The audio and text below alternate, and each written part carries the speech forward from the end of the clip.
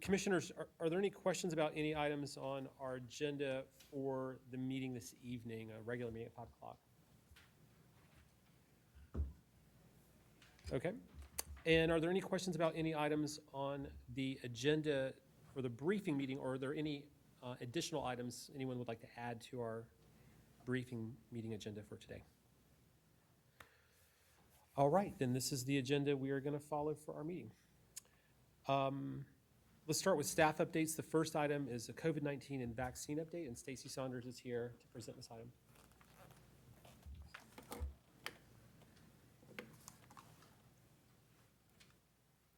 So greetings, everyone. Thanks for having me today. So as of today, there have been 18,044 confirmed COVID-19 cases that have been identified in Buncombe County since pandemic start. And we have experienced 325 COVID-19 related deaths in Buncombe County. Overall, new cases remain low and continue to decrease. Cases per 100,000 per week today has dropped to 15 as compared to 28 2 weeks ago when I last saw you.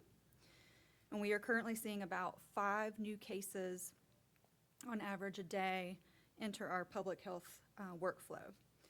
All the new cases in the previous week were in individuals younger than 65, with the majority being 25 to 50 years old. Our percent positivity has decreased over the last few weeks and is now remaining well below 2%. Today's percent positivity is 1.2%. Our regional hospitalizations remain low, despite a slight uptick that you see in just the last week, but overall, very low. As vaccination rates increase, our metrics continue to fall and show an overall continued downward trend. And so compared to the last time I saw you, the percent positivity showed a modest decrease just since last week. And our weekly testing numbers decreased as we approach Memorial Day and beyond, and it's likely to stay in that area, if not go down a little bit more.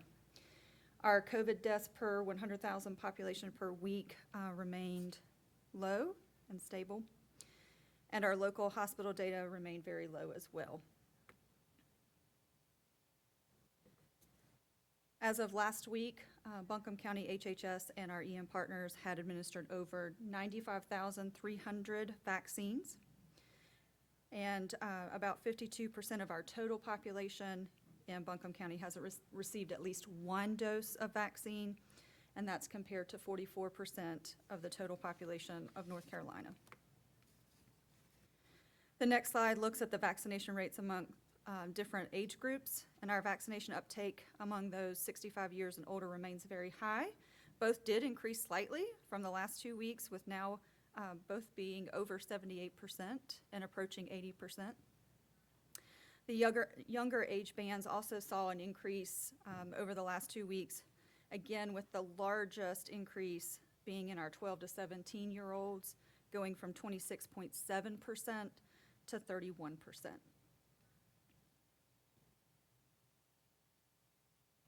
And then the biggest news in vaccine efforts came from the governor last week when he announced the Your Shot at a Million statewide vaccine incentive.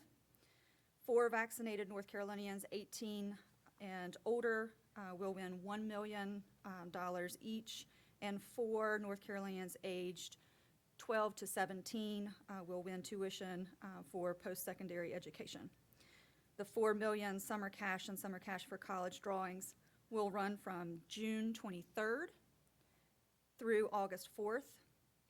Those vaccinated on or after June 10th will be entered twice into those drawings, increasing the chance of winning for those who are newly vaccinated. And those drawings will take place every other week on Wednesdays, with the first drawing happening next week on June 23rd. Next week also marks our move of our fixed site from AB Tech to the health department located at 40 Cox. We'll be operating our fixed site once it moves to 40 Cox Monday through Friday, 9 to 4. on the ground floor of the health department in one of our very large conference rooms there. There is free parking and in the parking garage at Sears Alley. And as the date gets a little bit closer, more information will be able to be found on our website and also by calling the Ready team at 828-419-0095. Our preparedness and logistics teams have been working really hard on planning and transitioning our current vaccine, our fixed site vaccine operations. And I just wanted to take a moment to say that we are very thankful for the opportunity and the time that we did get to spend at AB Tech. And many thanks to President Gossett for the use of that incredible conference space that became very, very used early on in our vaccine efforts. And special gratitude to Clint Gorman and Kevin Mills of AB Tech for assisting us day to day with the things that we needed over there at AB Tech. We can continue to see that the greatest portion of our time in vaccine right now is our outreach efforts. Our outreach is focused on equity and reaching those not yet vaccinated in those younger populations. We continue to work with community centers, neighborhoods, community-based organizations, workplaces, recreation, schools, and many other locations. And in the last month, we have planned, facilitated, and or implemented 18 different events reaching about 440 individuals in order to vaccinate our community just through outreach. And just so folks can see it off to the side are upcoming events that include things like breweries and job fairs and community centers and work sites and even some at our schools. So just to give you an idea of what we're planning and where we'll be. And just to remind folks that there are many, many reasons to get vaccinated, but most important is to protect yourself. The increasing vaccine rates have helped decrease the transmission of COVID-19 in our community and around the state. And so whatever your reason, there is a spot for you. We just want to keep reminding folks that the COVID-19 vaccine is readily available in our community. You can call us at 828-419-0095 or visit buncombeready.org to make an appointment today. Or you can just walk in and visit us, still at AB Tech until we move on June 23rd. And then after that, you can visit us at 40 Cox. Or you can visit one of our many vaccine provider partners in the area that include pharmacies, community health centers, and many other providers. Each vaccine that is administered is bringing summer back and bringing us closer to our normal lives. Each one is bringing back fun and laughs and family and friends.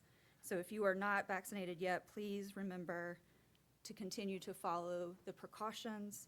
While cases are low and transmission is low, the virus is still circulating. The overwhelming majority of new cases in the last month statewide have been in those who are not vaccinated. So the risk is still there for you. And please consider getting your vaccine. Additionally, nationally, the hospitalization rates for those that are not vaccinated is as high as it was 3 months ago. So please, again, the risk is still present for those who are not protected. Vaccinations have helped us reduce the number of cases, and please continue to help us rid COVID-19 by getting your shot. Lastly, I just wanted to say that this will be our last formal COVID-19 briefing to the board and to the public. We will continue to monitor our indicators weekly. I'll continue to pull the data daily and continue to bring all of that together weekly. But at this time, indicators are low and favorable. And as I said, we'll continue to monitor them daily and weekly and provide a weekly update to our command center and to the county manager. We do reserve the ability to reinstate those briefings should we see a significant change in those indicators, using the data to continue to drive our decisions. So many thanks to the folks behind the scenes that have made all these briefings happen, including Stacy Wood, Max Tainer, Cassie Day, Ben Atkins, Brandon Romstadt, and Lillian Govis, who is here with us. And thanks to our Spanish interpreters and our American Sign Language interpreters who have beautifully kept up with the changing pace of the way I talk. So I appreciate them very much. And thank you to our media partners who have covered all these briefings and provided information to the community. And to all of you who have been watching and listening from day one. We really do appreciate you all sticking it out with us and coming to each one of these briefings, either now in person or virtually. So please remember, while yes, our metrics look favorable, a lot of that is because Buncombe County and the people here made a commitment to fighting this virus with following the precautions and now taking their shot. So please get vaccinated if you haven't already, and while cases are low, please remember that the virus is still among us, posing particular risk for those who are not vaccinated. If you have questions about the vaccine, please feel free to contact us at buncombeready.org. Give us a call or contact your doctor or your medical provider. Just remember that you matter, each vaccine matters, one by one, protecting our community, one Buncombe making a difference. So thank you so much for the time that you've shared with me.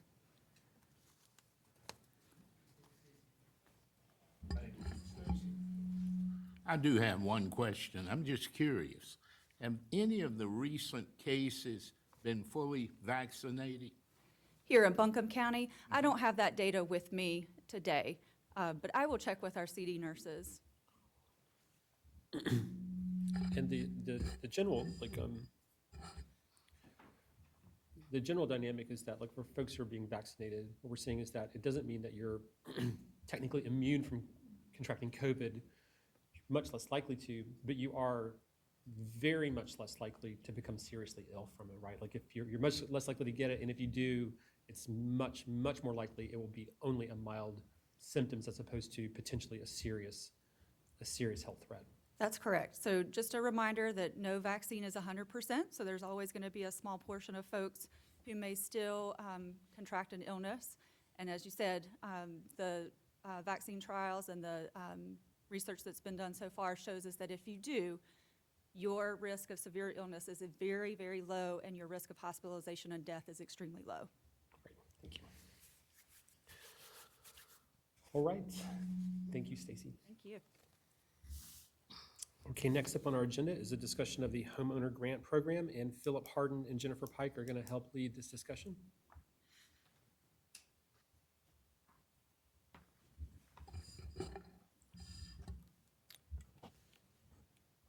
Good afternoon. Good afternoon. Here this afternoon to talk a little bit about the homeowner grant program, and Jennifer is also here to talk about current exemptions that exist within the tax department.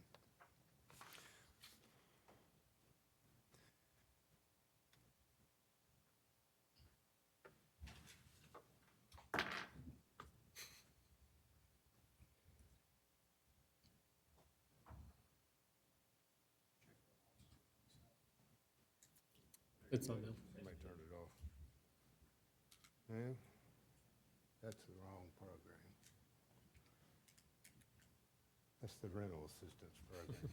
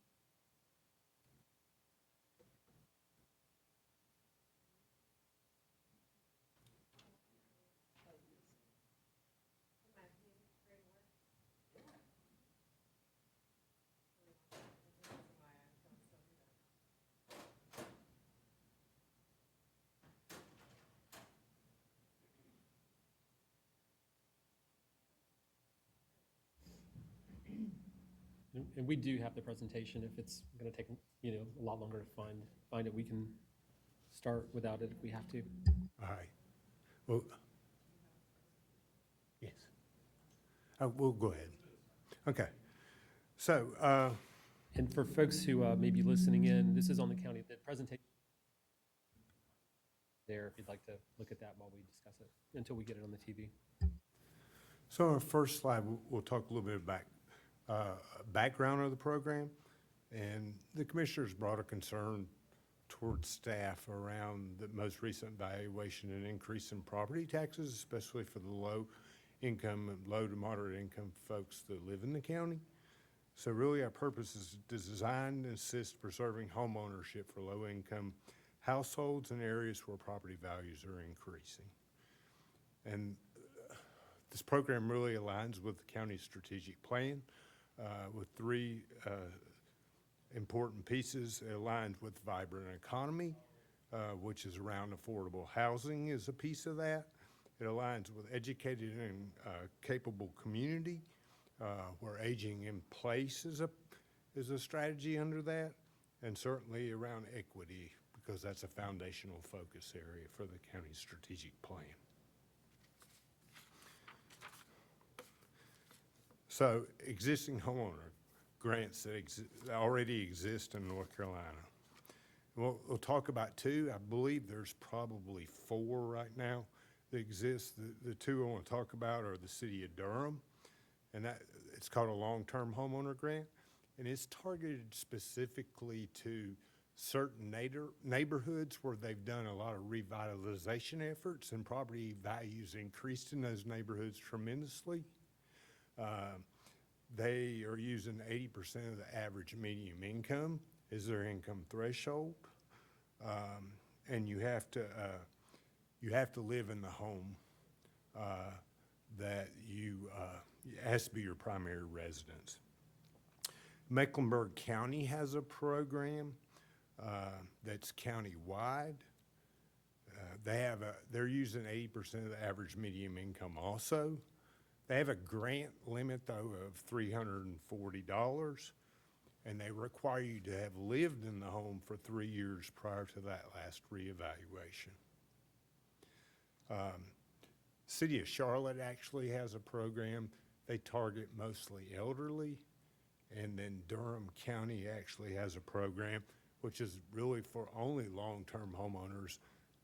You have to have lived in the home for at least 10 years. And they only use 30% of the AMI, so the income limit is very, very low. Our proposed program,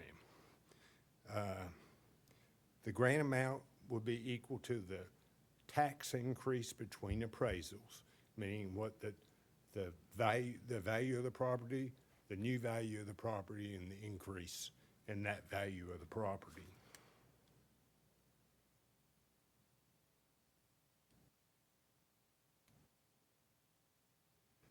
Okay. Has to be the owner's primary residence for at least 1 year. We're going to use 80% of the average median income also. And we'll count the income of all financially responsible adults. The other piece of that we decided on, if people are already receiving services through HHS, because we'll administer this program through HHS, we'll deem them categorically eligible income-wise for the program. So we wouldn't require proof of income, because we already have that with some of the programs that they're applying for through HHS, and that 80% is actually higher than most of the programs we administer. So they would become income eligible. We're going to require recertification just to see if there's been any changes annually. That would be a kind of a short, kind of quick, are you still living in the property, those kinds of things, as your income change. You cannot participate in any current exemption programs, and Jennifer will talk about what those current exemption programs already are, and that if you're delinquent in your taxes, you would have to be in good standing, meaning that you have a payment plan and are making good on that. And then we did build in an appeals process, so if someone is denied access to this program, they can appeal to HHS, and we'll do a local hearing from an impartial person. And then the income limits are at the bottom, which is 80% of the AMI. And if you'll notice, a family of four, that's $60,100.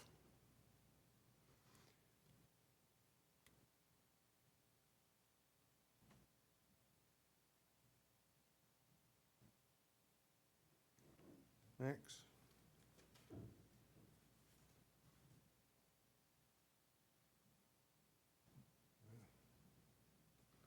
All right, so the next slide, homeowner grant process. We'll accept the applications at HHS. We'll do the determination of eligibility. We'll get what the exact increases are from the previous evaluation to the current evaluation from tax department. We'll forward that on to the tax department for the final eligibility review, and that would be things like, are they delinquent or are they currently participating in an exemption program already? Those were the two things that they really need to look at that we don't have access to. And then if approved, the dollars for this program will sit in the HHS budget. We would make payment to the Buncombe County Tax Department from Health and Human Services.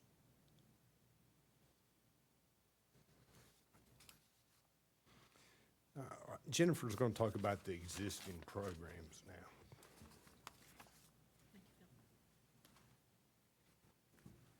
Good afternoon, Commissioners. As Philip mentioned, I will walk through the existing exemption programs related to property tax. The first one is the elderly or disabled exclusion. The income threshold for this program is $31,500. Other criteria are age 65 or disabled. This program excludes the first $25,000 or 50% of the property value from taxation. The greater of the two, the greater of $25,000 or 50%. The second one is the disabled veteran exclusion. There is no income threshold for this one. There is also no age limitation for this one. The applicant must have a service-related disability, and it excludes the first $45,000 of property value from taxation. The third program, the circuit breaker tax deferment, works a little differently. If an income is up to $31,500, property tax should not exceed 4% of that income.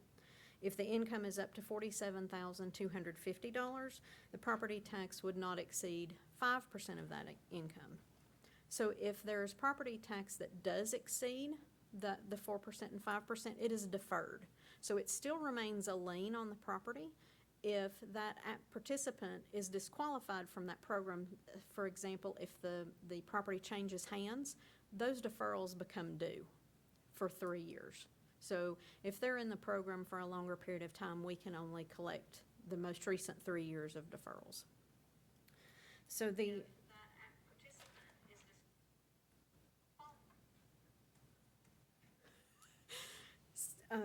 so the proposed grant program, the homeowner grant, is the income threshold is 80% of AMI, no age or other criteria in addition to what Philip mentioned, and then the grant amount would be up to $1,000. And we've also included on this slide the 80% of AMI table that you saw previously.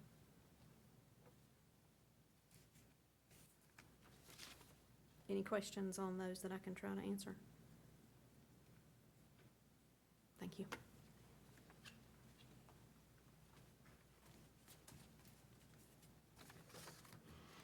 All right, I'd like to go through a few examples next. So our first example is an unincorporated area of Buncombe County. Doesn't sit inside a municipality. With the property reevaluation, there was an increase of $116,300 in value. So their tax increase for Buncombe County was $504.57. Their fire district tax increase is $138.56. So the total increase was $644. Their grant amount will be the 50457, which is the actual increase for Buncombe County. It still leaves them a bill of $138.56 for the fire district increase tax. Just as we're going through this, I mean, this is not really a question, but maybe just more of an observation.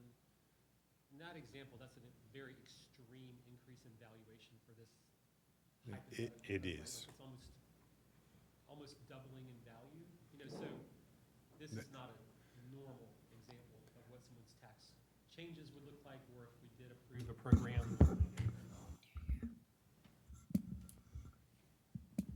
Is it on now? Is it on now? Is it on now? Okay, so if we did approve the program exactly as proposed, this would be an outlier in terms of the size of grants. That would be correct. All right. So next example is someone who lives in the town of Woodfin. Value went up $33,400. So they had a tax increase with the county of $131. The Woodfin increase is $110, and the Woodfin Fire District tax increase is $39.89. So a total of $281. Through this program, their grant amount would be $131.60, which is the county tax increase, the value.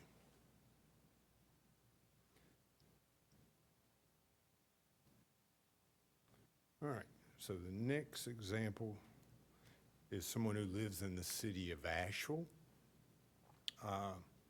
Value went up $40,400. So the county tax increase is $137. The city of Asheville tax increase is $143. And the Asheville City Schools tax increase is $48. So a total increase of $329. Their grant amount would be $280.60, and that's would include the increase for Buncombe County and also the increase for the city of Asheville, because they've asked about participating in this program and would like to make contributions towards city residents. So they would get the 280, which is city of Asheville and Buncombe County, in their grant amount.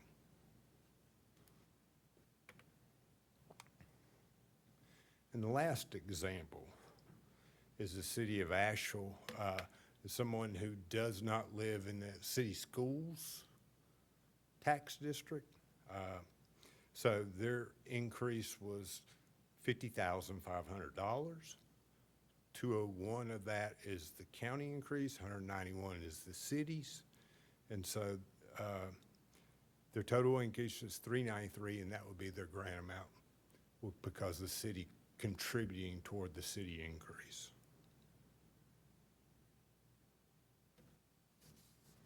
Any questions about those examples? All right. So, next steps. Doing the briefing today, we would ask, we set up a way to do feedback at prteam@buncombecounty.org. We would ask that feedback about this program be given by June 25th. The budget adoption I know is today. There's $300,000 recommended for FY22 budget going to HHS for this program. I would say that that if we expend the $300,000, our intention would be to come back before this board and ask for more to see whether or not more could be dedicated to the program. We'll come back to the Board of Commissioners on July the 13th for the adoption of the policy and also the MOU local agreement with the city of Asheville. Tax bills will go out in August, and we will make sure that there is a flyer about the program and all tax bills that go out. And then September through November, we'll try to We'll coordinate with county communications about outreach about this program that exists. Our deadline for applications will be on November the 15th. And then we will pay the tax department by December 31st.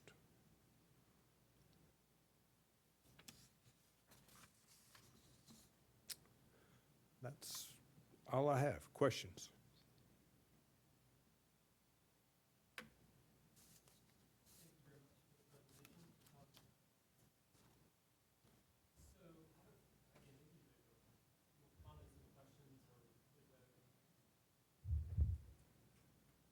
So I'm glad, and I appreciate the work on this. I'm glad we're stepping into this area, kind of thinking about ways that we can potentially address the rising cost of, sorry, it's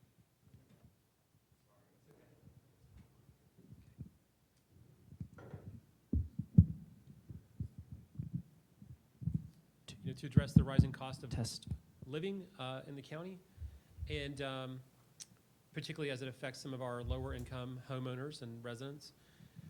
So there's not a lot of places attempting this in this part of the world, but there are some. You mentioned Mecklenburg County and Durham, and so I'm glad we're looking at those counties to learn from what they're doing and seeing how they're structuring it. But there are a number of different ways it could be structured, right? I mean, this is kind of one concept. There could be others as well. And I guess I would just say, like, I would be interested in maybe looking at other potential structures as well. I mean, some of the things that I think we know from some of the other communities that are doing this is that they've had trouble really getting participation in them. I mean, some of them are kind of maybe built that way because they're only very geographically limited. But I think our intention is to create a program that would be widely utilized by the residents of our county who would meet the criteria for it. And in some ways, I sort of wonder if a more simplified system might contribute to that, might also reduce some of the complexity of administering the program. Perhaps around a concept of sort of, if we have this amount of funding, we're budgeting $300,000, about how many people might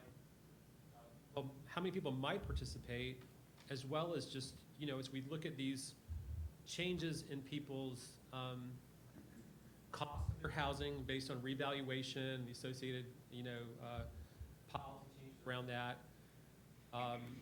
Several of these are around $150 or in that neighborhood.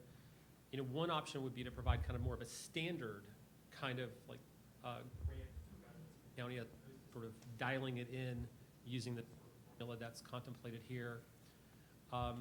So just, I just wanted to kind of raise that as an idea or a question to think about, since we're still in the very formative stage of this new policy, as looking at different potential ways to structure it. So anyway, those are just a few comments I wanted to share and ask for consideration of as we sort of continue to mold this new program. One other, I guess this is a question.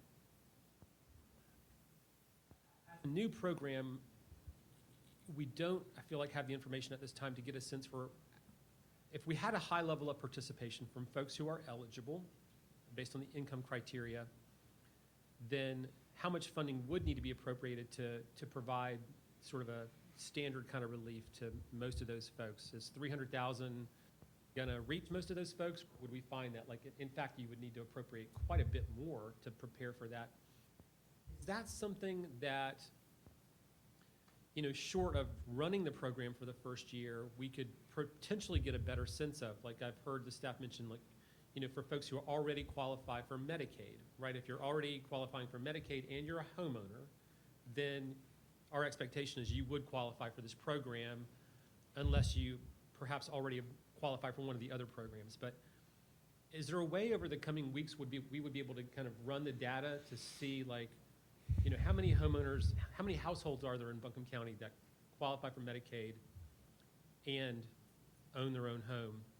Things like that, so we can begin kind of getting a sense for the likely demand or likely response. I I think that that was attempted.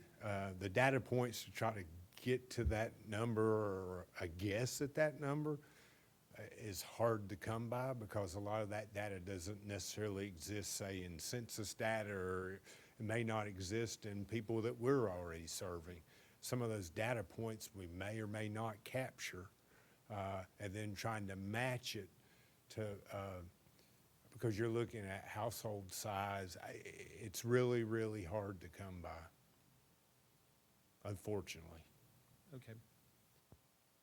Is that we won't really know until we run for a year, or we don't have the existing data in-house that's publicly accessible to us, essentially pre-identify a high percentage of the households in Buncombe County who would be eligible for participating in such a program. We do not. Okay. I mean, I'll give you an example. People who are receiving our programs, we capture rental data or mortgage data on some of the cases, not all of them.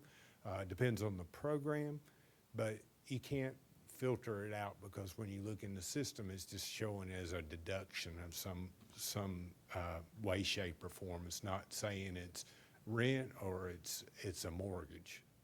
It's just showing a payment. Commissioners, other questions, thoughts?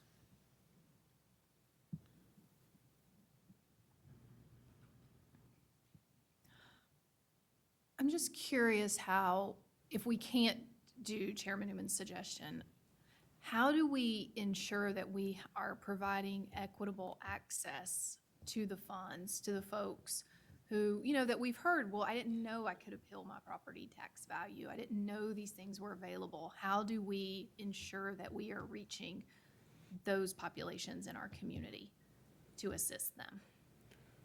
For me, it would be about making sure that we're doing that targeted outreach to those communities, especially those legacy communities. And we already have received a proposal from the legacy communities about this program. It had some really good points in it, so we'll take that into consideration. But to make sure that we target that outreach to those specific communities. We've done that with the rental assistance program and really had some pretty good success in doing that, making sure that we're targeting those disadvantaged communities first. Great. Thank you so much. I'm really intrigued to hear more as we move forward about the proposal from the legacy communities. Thanks. The one other idea I've heard some folks in the community, raise around this idea is another way to administer it, which I think would have the advantage of like the most simple system. It would all be, as far, I guess, my understanding would be, all be publicly accessible data, would be to focus the kind of grants, not based on income criteria, but based on home valuation. So, lower value homes, intuitively, you're reaching a lot more, low-income households. However, it would seem that the flaw in that approach, or the downside of that approach, is that would be that there could be some folks who actually have very high income, but maybe they own a second home. So, through such a program, you might be, providing the grants to very affluent folks who just happen to own another property that's, not their primary residence. But has that been looked at as a possible idea? I mean, the advantage of the kind of the simplicity of it, and it's all sort of based on data that we have, would simplify the whole process, right? So has that been considered? We can. I mean, we've not, we kind of modeled what we presented here today, kind of on what exists in the state already around what Durham and MEC are doing. And that's always an option. I mean, we won't come back for almost another month to the commissioners around the policy. So I think there's time now to really fine tune what we do. Administratively, you'd be correct, it would be much easier. Set a grant amount would be much easier administratively. So there's lots of things I think that you can do to make it easier for not only staff, but for the people who are applying. Mm-hmm. Well, I would just say, I mean, I'm glad we're looking at the other communities that are doing it, because obviously we can learn from that. But I would just say, let's look at all ideas and, if there are other approaches that might be different from what other communities are doing, but if the sense is that they have real advantages, I hope we would be open to maybe doing things a little bit differently if we think it might achieve our goals the best. So anyway, thank you so much for the update. Thanks for digging into this. Commissioners, any other questions on this item before we move on to the next one? I'll just add, I think it's a great idea to be exploring different aspects of this and how to go forward. I do think it's really important that we focus on the primary residents in whatever we do and that we ensure that we're addressing that and that it's countywide. So in whatever the parameters are, I think those are two really key aspects. Okay. Are there any other guiding principles that you want to make sure we follow? So primary residents countywide, are there any other guiding principles as we look at different options? I think just reinforcing what Commissioner Edwards, I'm too loud. No one needs that. Reinforcing what Commissioner Edwards said, if we can have that sort of real-time feedback loop around the access piece, the equity piece, are we seeing utilization? What kind of feedback are we getting on that front? And being able to make the kind of quick, nimble adaptations that certainly our staff has made regarding, say, the vaccine rollouts. And I know that you all have a lot of expertise in being able to work with community members on that. But because this is a new program, because there's a wonkiness about it, right? Like it doesn't feel quite as straightforward as some of the other types of assistance programs I think we've rolled out. It just feels like there may need to be some additional legwork on that equity and access piece. I want to just thank staff, it was not that long ago at a budget work session where this kind of got teed up as a request, and appreciate the hard work and research you all have done to come back with something this substantive. And just before we close out this conversation, I think the one other piece I'd like to just make sure we throw in the mix of this discussion, this feels like a good and strategic near-term way to address concerns we have about disparities and disparate impact of how the reval process is landing in people's lives. And I think moving forward, it'll be great to stay in dialogue with the great team at the tax office and also folks in community about how we're thinking sort of methodologically about how we do reappraisals moving forward. That's not to critique the methodology we use, but just to lift up what we're seeing across the country, which is that there are concerns, especially in markets where there's such highly escalated prices and kind of ravenous markets, about the impact it's having on historically marginalized communities and how we can bake that into the way we approach our future revals.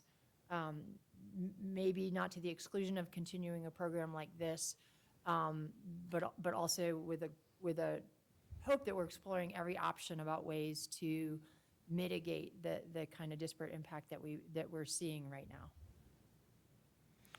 And I would like to thank the staff too for a job well done, but I want to caution you. I'm familiar with Mecklenburg and Durham counties. Matter of fact, I spent a lot of time in Durham and have good friends there now. But they are not Buncombe County. And let's make sure that we really come up with a program that are going to help the people in Buncombe County. Because we're unique in a lot of ways, where it comes from income, even when you look at how fast our property values have been going up. You look at the pandemic, we were one of the areas in the country that kept going up. We didn't go down. But let's be sure that we gear this to where we get the biggest bang for our buck here in Buncombe County. That's my concern. Durham, town is fine, Mecklenburg too, but they're not Buncombe County, and let's remember that. And I think to your point, that's a good point, and a point that Commissioner Newman made about that those programs have traditionally been underutilized, and back to the point about making sure that we're looking at who's applying. And I think in those counties, what they did was maybe built the program and put it on their website, and maybe that was it. So I don't think that they really did really good outreach and targeted outreach. And to your point, that once we mail a flyer out in tax bills, we would look 10, 15 days later, are we getting applications? And if not, there's a push to make sure that that happens. All right. Thank you. Info on this. Okay, the next item is the Comp Plan Steering Committee selection process, and Jillian Phillips and Nate Pennington are going to help us out with this.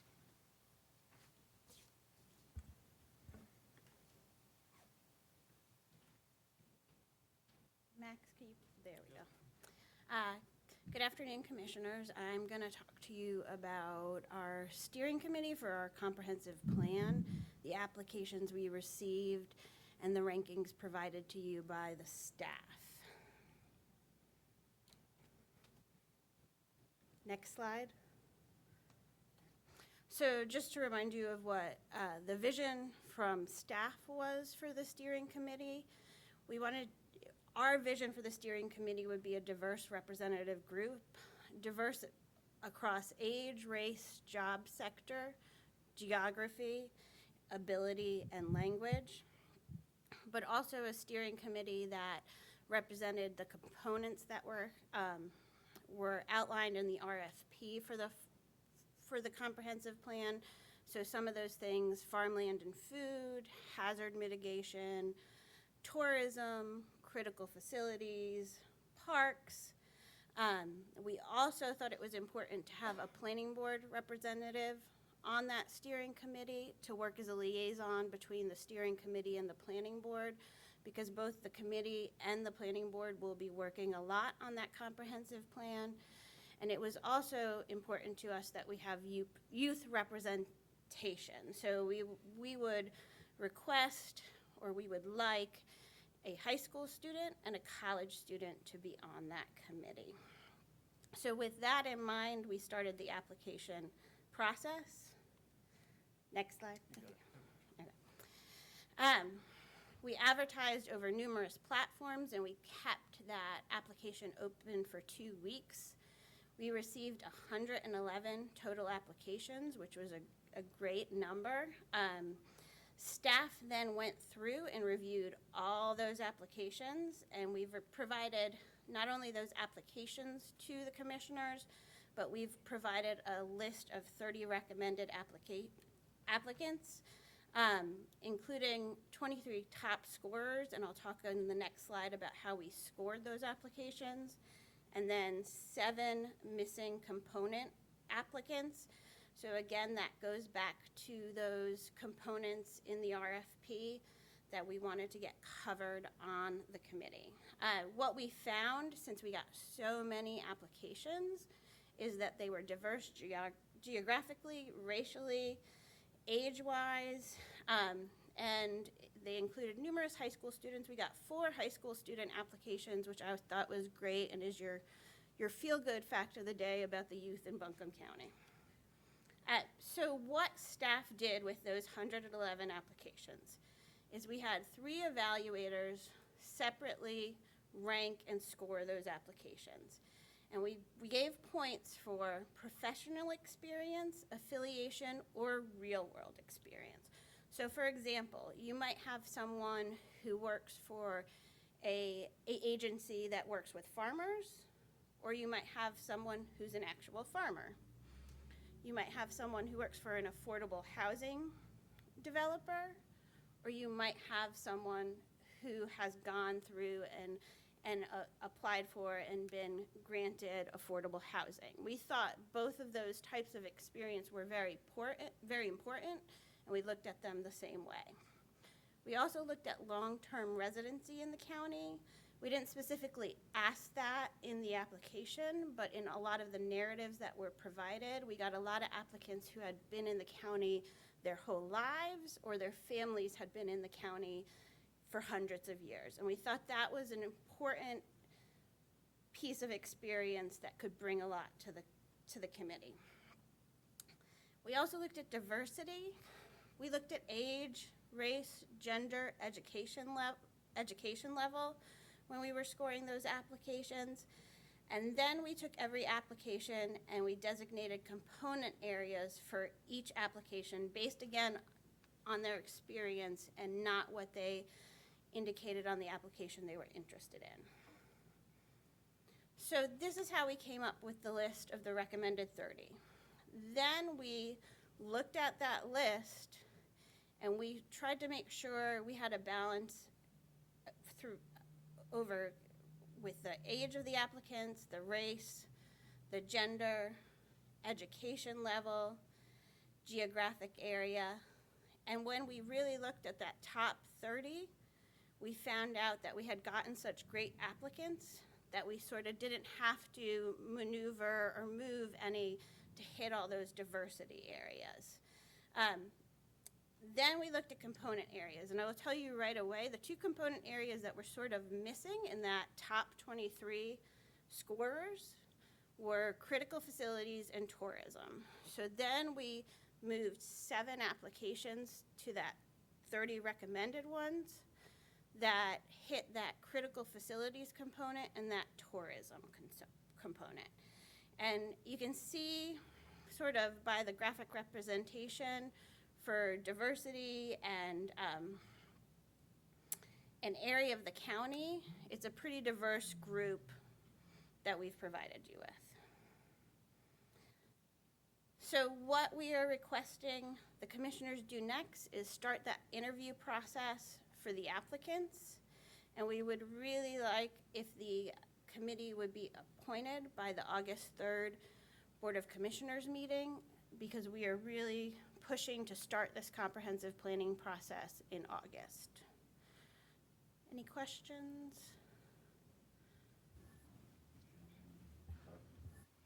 Go ahead. I don't think my microphone can be turned on, but Mine can't be turned off.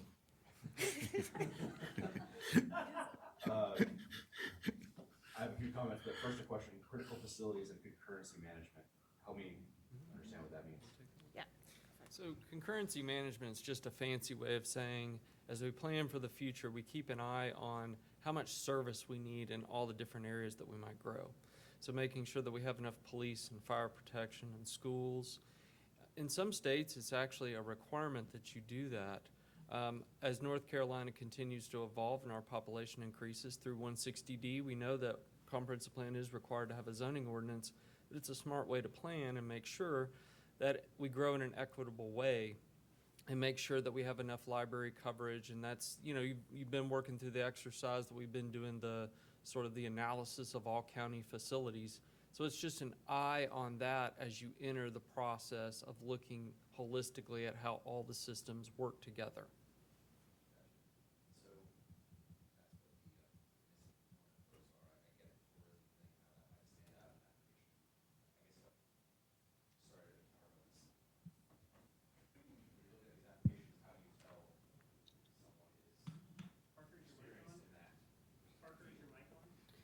So the one I remember was a local engineer who had worked on, I mean, that was a hard one, and that's probably why it was missing. Yeah.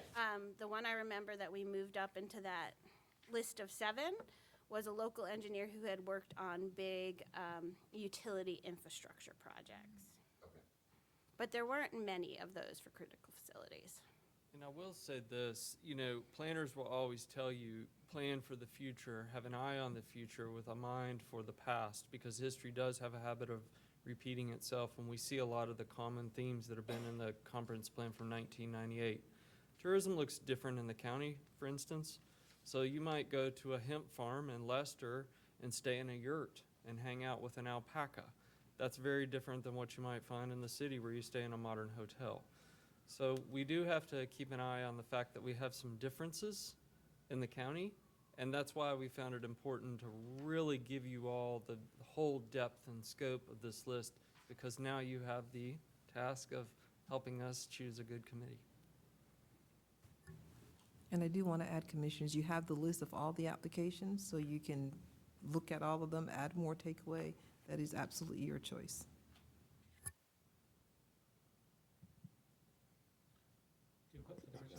Go ahead, keep going. Looking through the list of applicants, and I just looked at the spreadsheet of names and the kind of basic data you gave us, which is great. Really appreciate the great profile of these folks for the task ahead of us.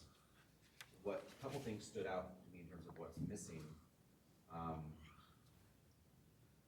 first one being, there seems like there's lots of greenway interested folks in the industry and those advocacy groups. So that's great. But I didn't see, no one stood out to me as a bicycle or pedestrian advocate. And as we all know, this is NCDOT's world. We just live in it. I feel like it's important that we have a bike head advocate on this group from the outset. I'm trying to think, and it was 111 applications, so Yeah. I might not remember.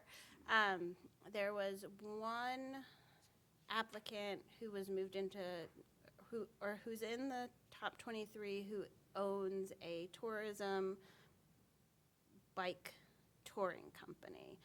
But if I'm thinking like Asheville on bikes, I'm not sure that we hit that. Again, 111 applications, so I might have forgotten. And you're correct, and I think actually she probably is part of Asheville on Bikes as well. Okay. And then final thoughts in terms of what else was missing in terms of professional experience. I guess I was hoping into the universe that we had land use attorneys, architects, builders, land surveyors, one or two of those kind of professionals. Right, and keep in mind too that when we get into choosing a consultant, the consultants, part of their job will be to bring a number of subcontractors that are experienced in these areas that are absolutely critical in helping shape a policy once we get into the goals and policies and objectives of the plan itself. Yes, we had hoped for a little more representation in those areas. But I do think there are some very, very skilled people in that list for y'all to choose from. Also keep in mind, remember, we're going to say this a lot, there's no right or wrong answer as we go through this process. Our best guess is the most manageable group was probably going to be around 20 people. Sure, there's some flexibility in terms of that overall number. I just don't think you want to get into like 30 or 40, so that's just our best recommendation. Let's appoint them all. Yeah. They're all good.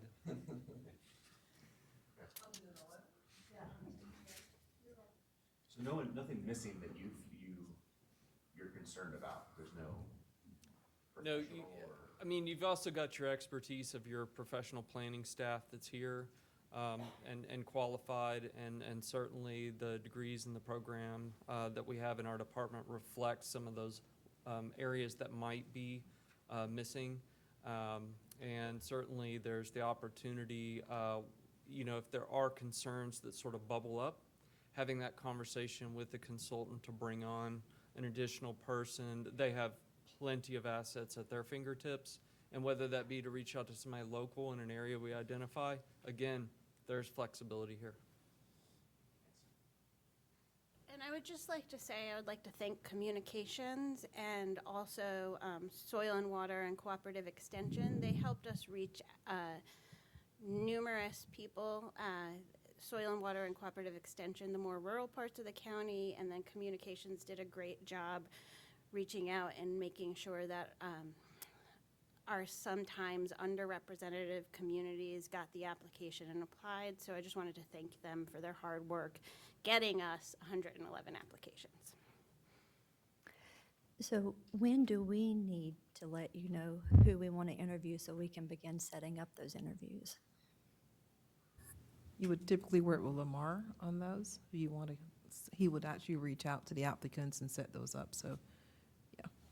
Question I have is, what if we know of some person on this list who's well qualified for one of the areas and was not picked? Do we have the opportunity to put that person on the list? Yes, Yes, so, sir. go ahead, Everett, I'm sorry. Okay, The world is your oyster. We gave you good. our recommendation.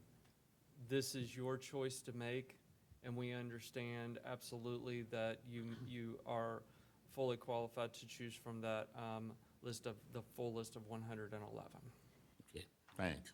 And I will say it was based on whatever they presented in the application, so just keep that in mind. If there's people on that list that you think would be a great asset to the steering committee, they might you know, we reviewed it with the information we had.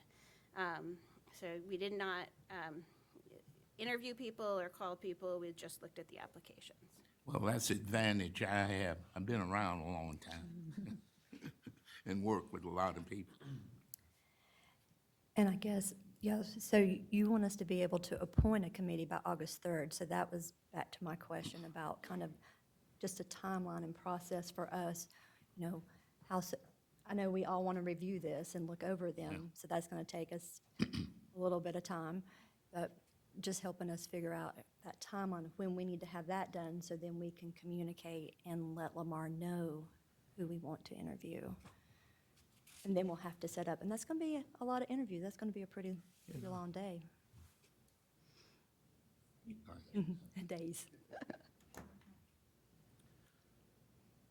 Do we want to, let's just talk about the process a little bit right now, kind of thinking ahead.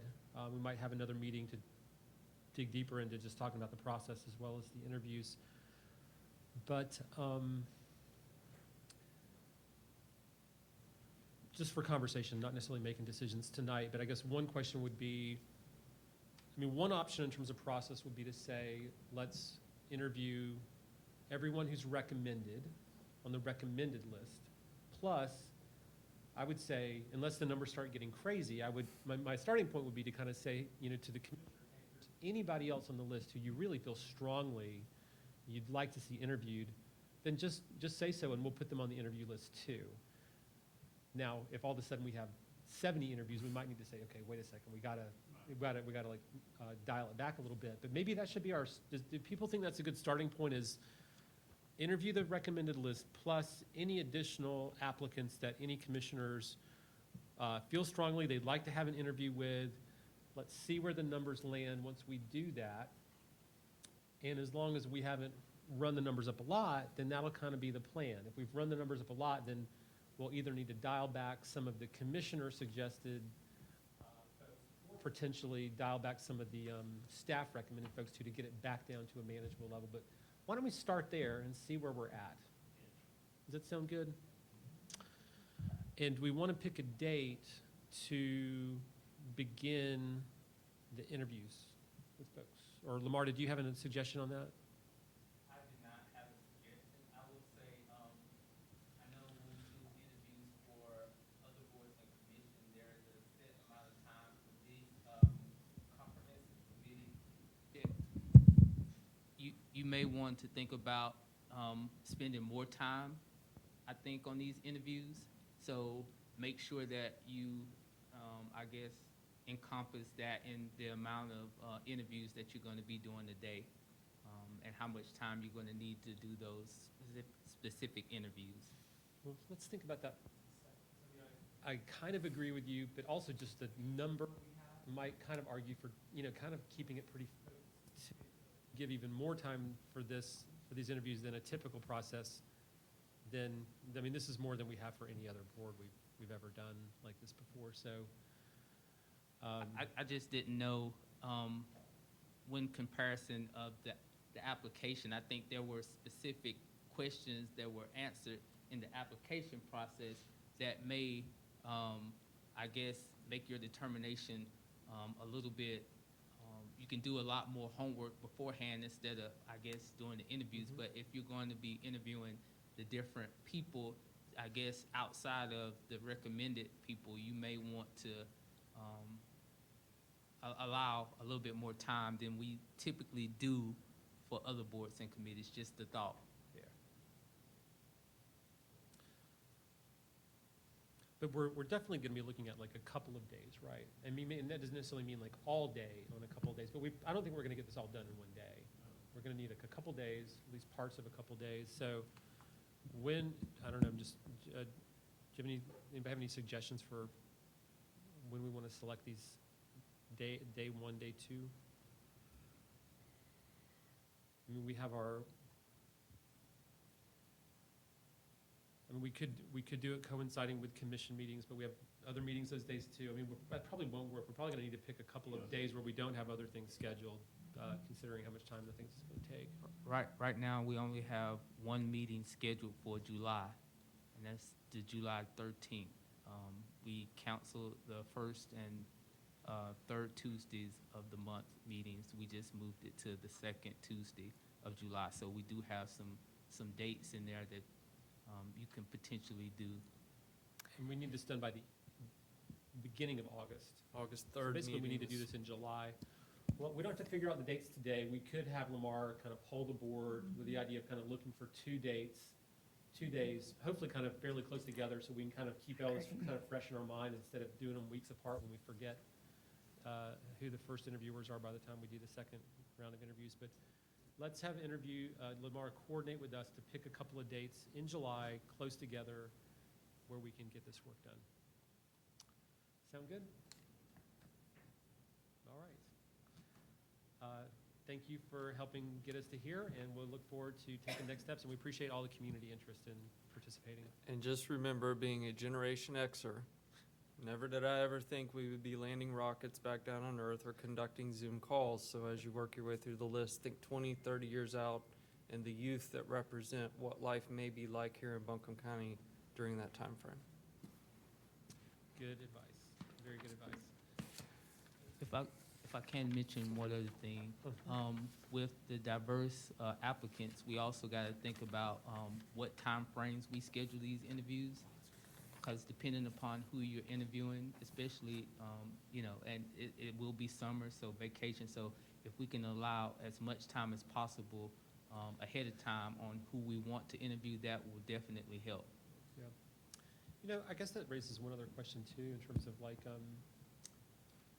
so we're back where we can meet with people in person, of course. Do we want to give folks an option if they wanted to do virtual interviews as a, probably I think most people probably want to come in and talk to us. It's probably a good opportunity, but I don't know. I mean, just we are coming out of an era where we did a lot of things that way. So I don't want to kind of completely close the door on using that. In some cases, I mean, if we pick dates and there's somebody who's terrific, but they're out of town on a family vacation, I certainly don't want to exclude them either. So are people open to providing folks that option if that is what they would either prefer to do or might just need to do in order to work with us on the dates? And commissioners, Yeah. as you start thinking about this project, a question has come from our Equity and Inclusion Work Group is around the idea of stipends for our board members. As this project is probably going to be a 2-year stint at its very condensed times, they've asked us to think about that. So we don't have a policy in place yet, but just know that that is something that we're thinking about Yeah. to at least start with this process. Yeah. Are you going to bring a recommendation back to us on that? Okay. Yes, sir. I think it's a good conversation to have. I think it's, in some ways, it's kind of a, sort of a new idea, but it's one I think is getting more attention. At first, my reaction to it was kind of, well, gosh, people volunteer, right? But, that's probably coming from a pretty, affluent point of view to share that, because not everyone has the time, frankly, to just spend uncompensated for these long endeavors. So I think it's definitely a good idea to talk about it. All right. Chairman, just thinking about this, it is going to be a lot of application there, and probably 2 or 3 days, and with July, with the holiday coming up, I think we need to have something done by the 4th of July.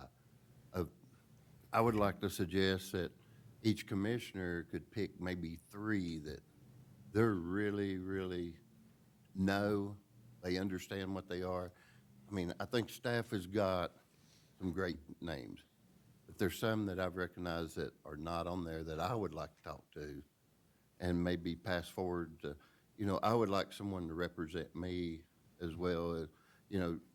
Commissioner Wells may know someone, and have all this by the middle of July where the staff can go back and say, okay, we got too many in this category and we need to move some around. So would that be a possibility that everybody'd like to maybe at least have 1 or 2 representatives that they really can communicate and maybe eliminate down on interview time?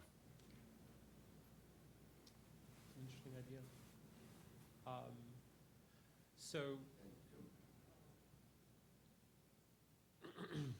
I think we'd have to come back to staff to say, okay, we've overloaded this side and we need to we're gonna need y'all's expertise on this. And I think if we can get it done by the middle of July, it gives still, you know, a couple weeks to work on this. So is everyone kind of in agreement that we're shooting for around 20 folks on this group? Does that seem about right? Seems about right to me. Yeah. 20 to 24. I Yes. said 21. So That 21 way is we ain't not got too no- far off. So Commissioner Presley, just kind of like restate, like make sure I'm hearing your idea correctly. The idea would be to basically, if like there's someone, maybe one or two or whatever the number is, where the commissioners would say, I really think we ought to have that person on this steering committee, that we would go ahead and like appoint those and then like kind of go through the kind of group process on the remaining number. It's an interesting idea. I mean, I don't think we've used that before. So, I don't know, do any other commissioners have any initial, if we did one, I mean, just kind of thinking about the math of it, right? I mean, if we did one, then that would be 7 of the 20 to 24 people, so that'd be about a third of them.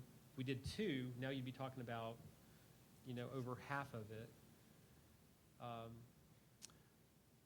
Do any other commissioners have any initial thoughts on this?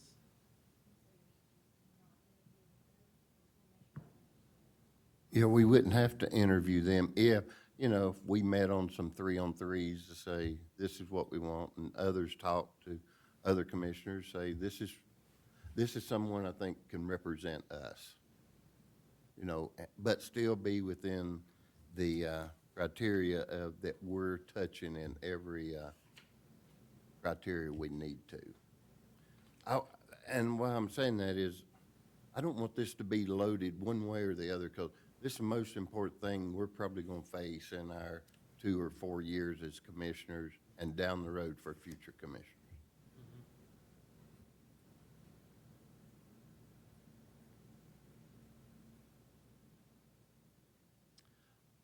I'm open to it. It's just kind of a new idea, so I kind of feel like a little bit reluctant to like give you a decisive answer, but it doesn't mean I don't think it's an interesting idea. I mean, I think, I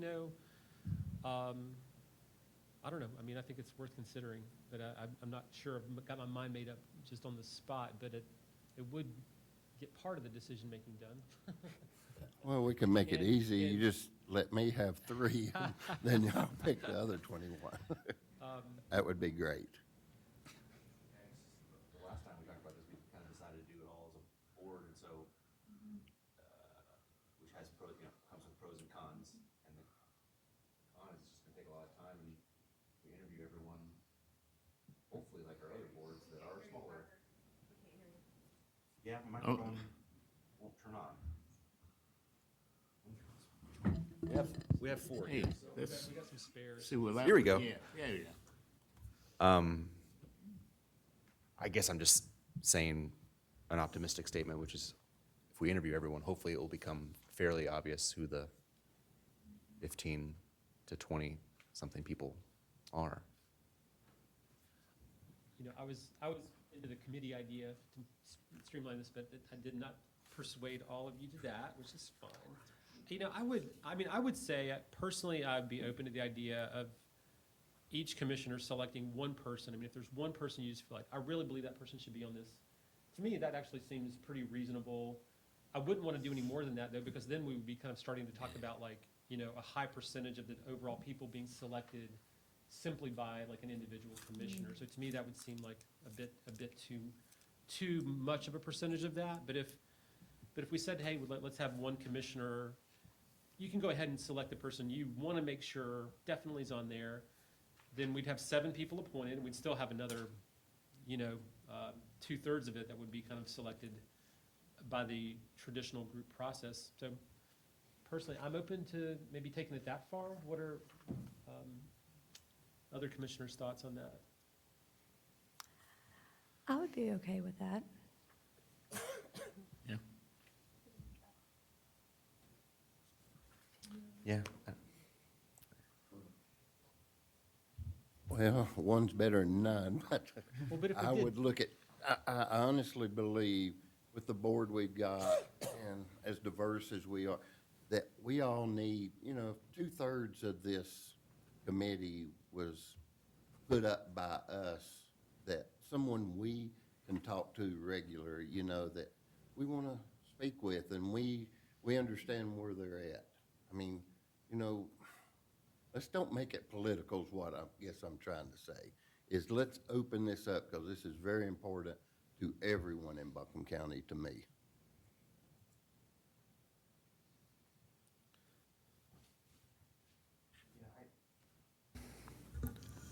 I hear you, and I think I'm okay with the one person suggestion you have.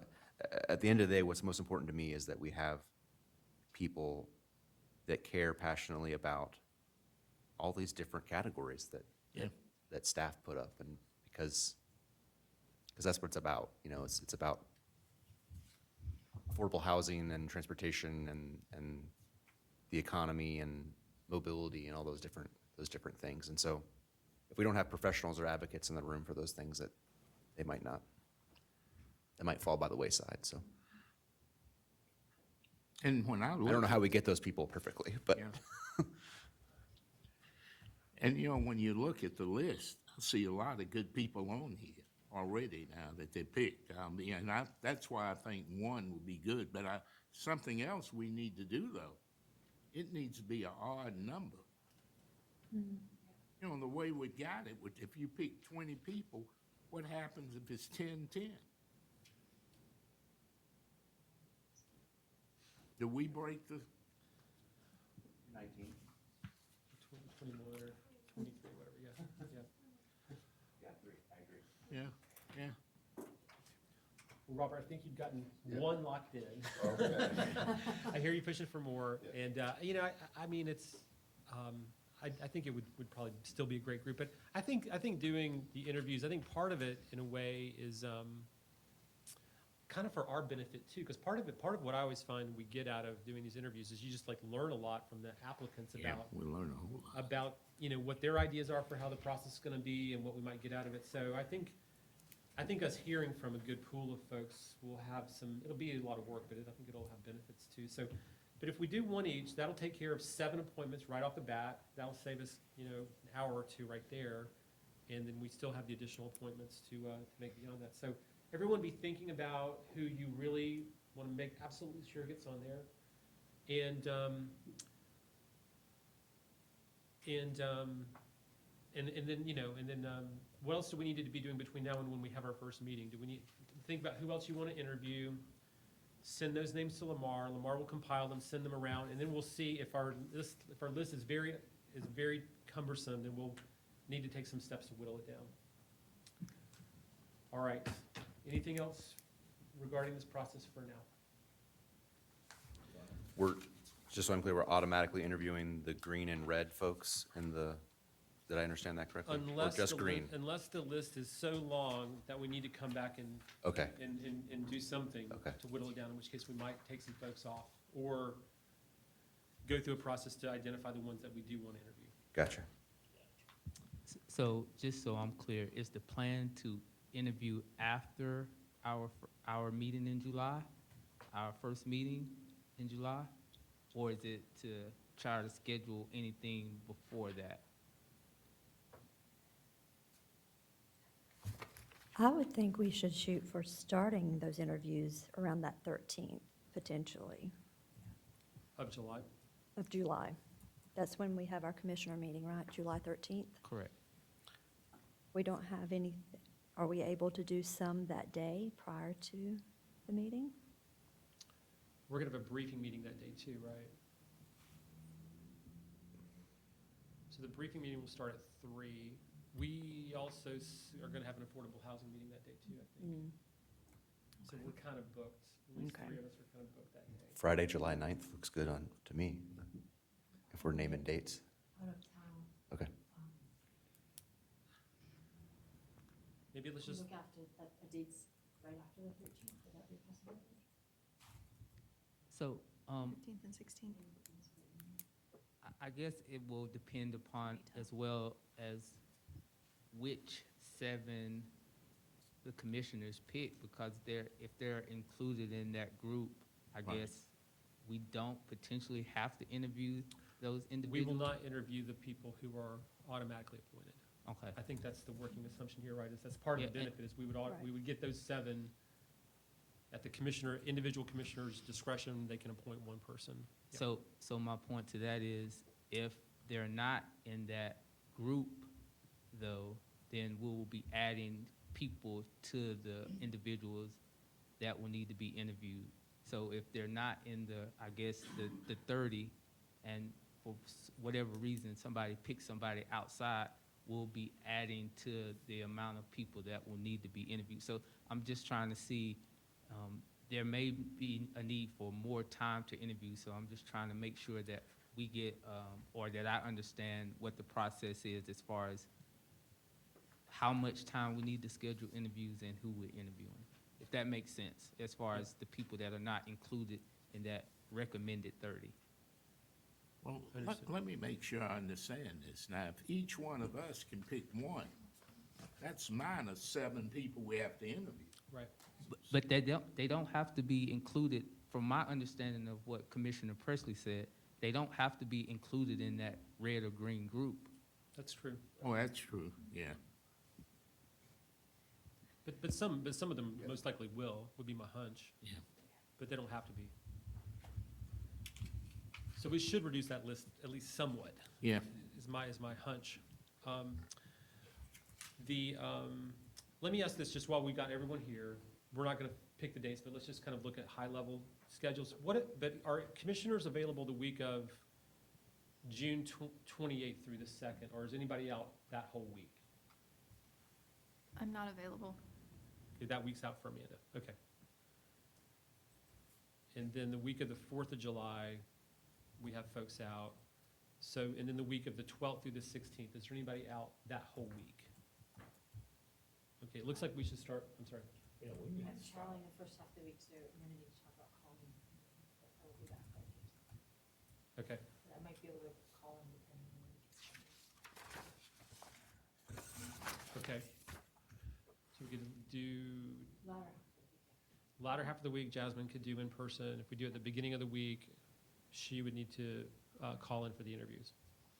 Okay, and again, just a high level, just what people's calendars look like. The week of the 19th to the 23rd, is anybody out that whole week on vacation or otherwise? That week's good. That's good. Okay, that week sounds like that's wide open. And then the last week in July, anybody out that whole week? Okay, so we get more into July, and there's a lot of availability. We have to get this done basically by the end of July. So, Lamar, if you could kind of, send some stuff around, and we'll kind of, let's pick 2 dates. I think we need to pick 2 dates that are hopefully either back-to-back or close together. All right, appreciate the staff's work on this and commissioners' feedback. Let's move on now to the flexible work policy item, and Rafael Baptista and Heather Parkinson are going to present this item.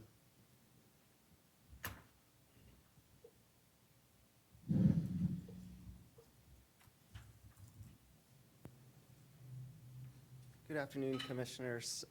So as you recall, we have a policy process here in Buncombe County to ensure policies that are written are well thought out, ensure that we've done them the best way possible. So today what you're going to hear about is a high-level update on the flexible work policy that we're bringing forward. This does not require board approval, but because of its relationship with the facility study, we just wanted to give you a heads up. So Heather Parkinson, who's been the project manager getting us this policy written and managing all the work coming, is going to give you that update. But this is just part of the policy process we have here in Buncombe County. Good evening, Commissioners. Good afternoon. There we go. Good evening. So, like Raphael mentioned, this is really just to give you all an overview of where we are with flexible workplace, and that's what we're calling it, flexible workplace. And so a year plus ago, when the state of North Carolina declared state of emergency, Buncombe County enacted emergency telecommuting policy. And we are still under that emergency policy as of right now. That policy will expire at the end of this month, And so the plan is to move from the emergency policy into a regular policy. The benefits of flexible workplace that we would like to just point out, I really like to point out the bottom bullet there, that Buncombe County, we have our foundational goal of ensuring that Buncombe County is an employer of choice in the region, and flexible workplace will contribute to that goal.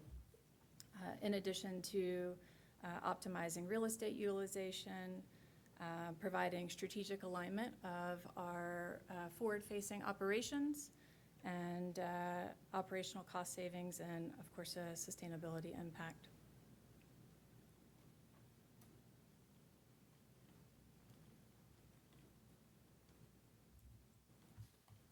Max, will you advance this slide? Thank you.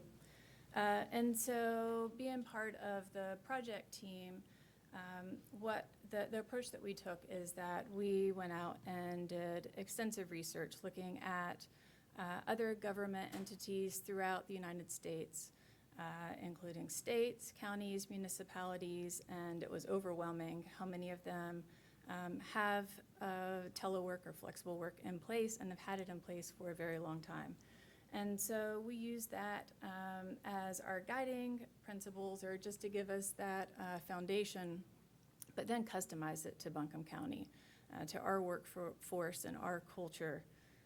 And so the policy and the procedures that we've developed really provide a high-level overview as much as we can, high-level direction and flexibility where it's appropriate. And as much as we could, we simply reference existing policies and ordinance. And what we found out of those other organizations that we looked at is that they have seen some of the outcomes that I have on this screen, the organizational outcomes, the employee outcomes, and most importantly, the community outcomes. And so we're really excited, and we hope that we are able to quantify and see these outcomes as well. Pointing out some of the community outcomes, real estate maximization, which is something that we talked about, I believe, in the last month in the briefing. Reduce greenhouse gas emissions, increase business continuity, and decrease traffic. So next steps, knowing that emergency telework will go away at the end of this month. The intent is to implement the flexible workplace policy and procedure effective July 1st. We intend to we're working on communication and providing training for employees as well as their supervisors. So making sure that there is a separate training devoted specifically to supervisors and giving them the tools that they need to be successful. And then we intend to track outcomes and monitor progress and hope to see this as a win for Buncombe County. Great. Thank you so much for the presentation. Any questions, commissioners? All right, terrific. Thank you. Thank you. All right, and the last item on staff updates is the non-discrimination ordinance process, and Michael Frew and Lillian Grovis are going to help us out with this.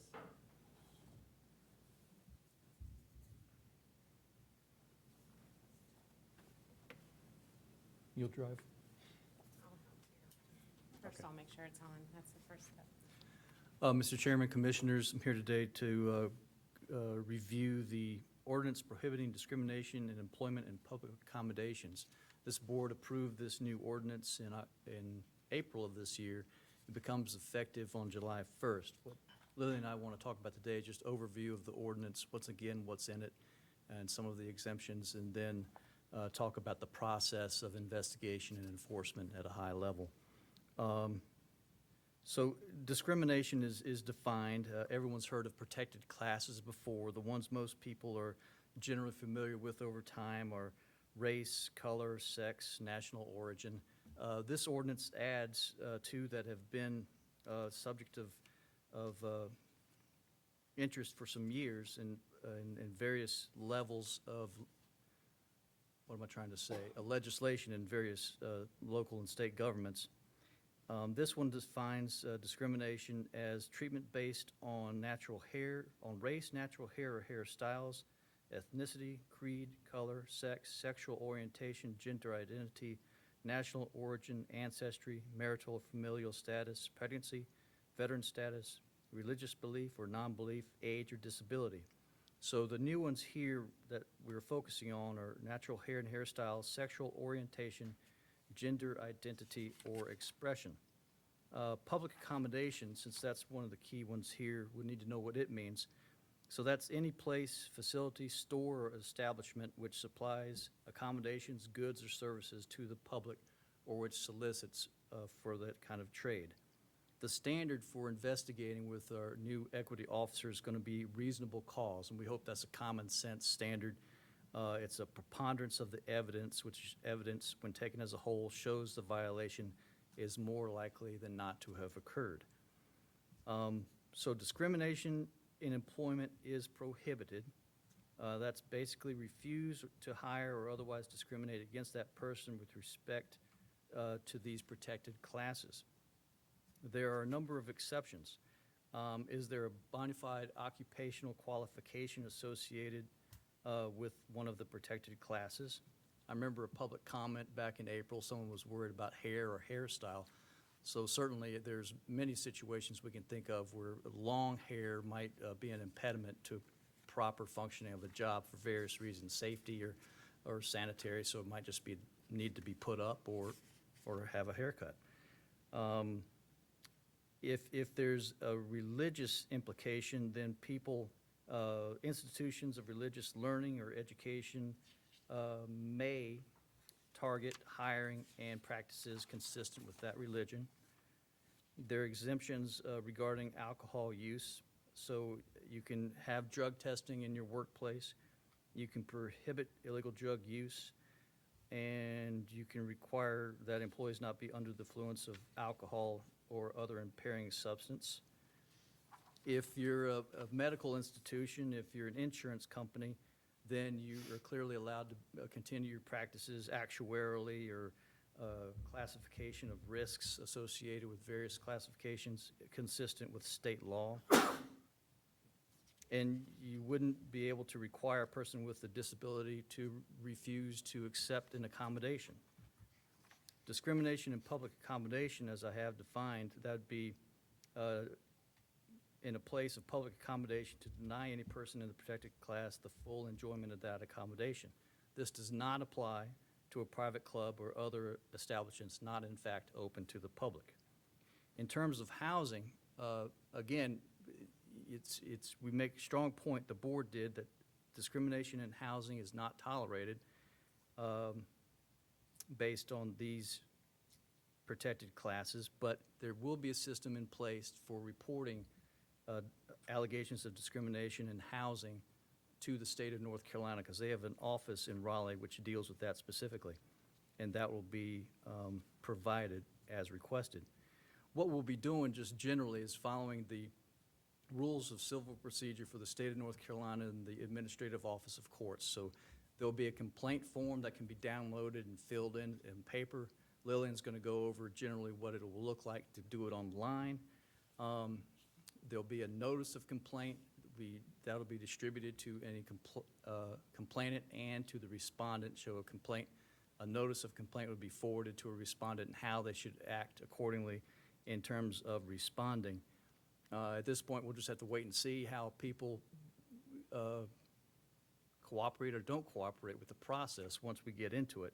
I had a good conversation, and we were going to make a point to connect our new equity officer with staff attorney in Orange County, and she's been involved with this and with employment law cases for over 30 years and is very good at explaining a good common sense approach to reviewing these cases. And she made the point specifically that it's generally an opportunity to educate, and rarely, if ever, have they been to court. They've been to court on housing cases. They have a different statute, and they do that.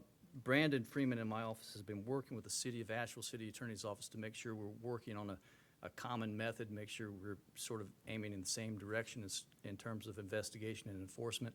And the city's ordinance is almost identical to this one. So with that, I'll hand it over to Lillian to sort of give you an idea of the rest of the process. He wanted to put all that on one slide, but I talked him out of it. So this is kind of a glimpse of what our website's going to look like. This will go live on July 1st, and so it's actually integrated with our equity and inclusion website, which will go live on July 1st as well. So you'll be able to get to the non-discrimination ordinance from our equity website, among other places. And so what it does is it just walks people through the process, and I put a really great hard-to-read chart there at the top of that webpage for you. When you look at it on the computer, you can absolutely see it, but it helps walk people through what to expect if you file a non-discrimination ordinance complaint. So this will be managed by the administrative coordinator. We will have accessible information in English, Spanish, and Russian. So not only can you fill out the form online in those languages, but you can also download the form in those languages so that you can walk it in, fax it, mail it, whatever your preference is for filling that form out. We'll also have hard copies available at our walk-in location so that if people don't have a printer, certainly they can print it out at the library, but we'll make sure that it's available to people. So if it's where they go. In the fiscal year 22 budget, which has yet to be approved, there is a technology component that will improve the reporting process, and this will actually put it into a better portal.